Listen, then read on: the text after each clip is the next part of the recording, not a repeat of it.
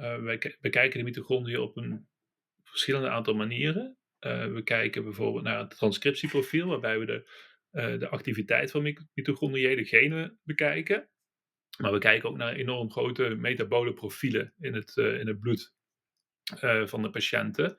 En proberen op die manier een vergelijking te maken tussen ME/CVS en PAIS en verschillende symptoomprofielen.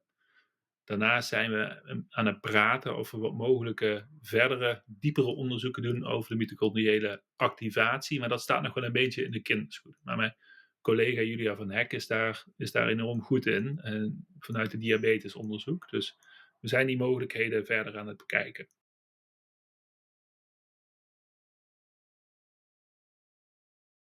De HPA wordt ook al sinds jaar en dag met ME in verband gebracht. En er worden echt wel wat afwijkingen gevonden ook.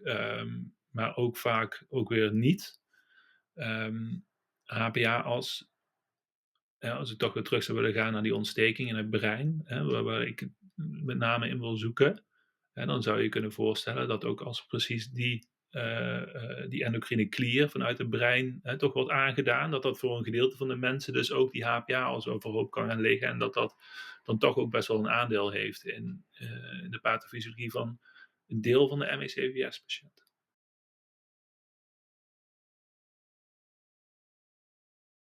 Je kan er lang en kort over praten, maar je kan niet ontkennen dat ME voor een groot deel de vrouwen treft. En dat is gewoon een gegeven, dat zien we al heel lang terug. En dan zou je toch wel heel stom zijn als je niet gaat nadenken over wat de vrouwelijke hormonen misschien doen dan, ja, in het ziektebeeld. En je zou dat op twee manieren, of ja, misschien wel op meer manieren kunnen bekijken. Zijn het dan echt die hormonen die het ziektebeeld drijven?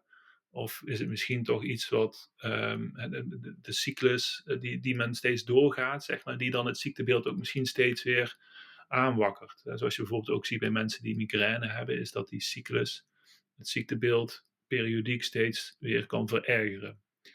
En dat is een onderzoeksgebied waar ik, eerlijk, om eerlijk te bekennen, niet heel veel van af weet.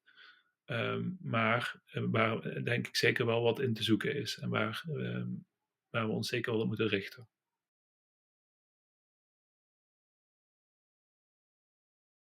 Ja, die zijn zeker betrokken. Ehm, en ik denk dat we misschien zelfs daar wel eens een sleutel in kunnen gaan vinden. Wat nou echt de klachten drijft bij ME. En ook dat is dat is eigenlijk altijd een beetje een onbelicht stuk geweest van ME-onderzoek. Maar ik ben erg blij dat dat toch wel een groot gedeelte is binnen het NMCB nu.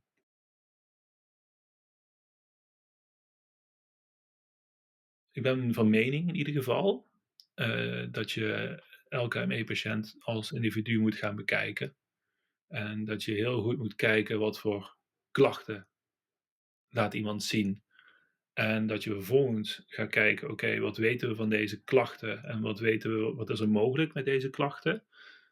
En dat je vervolgens goed met de ME-patiënt gaat praten, gaat kijken, dit weten we in de wetenschap, dit kunnen we doen, dit kan potentieel gevaarlijk zijn. En dat je samen een plan van aanpak gaat maken, want we weten inmiddels wel dat een universele behandeling voor ME waarschijnlijk niet bestaat. Want waar de ene misschien baat bij heeft, dan gaat de andere misschien juist stappen van terugzetten. Dus ik denk echt dat je het individueel moet bekijken op basis van de klachten die iemand laat zien.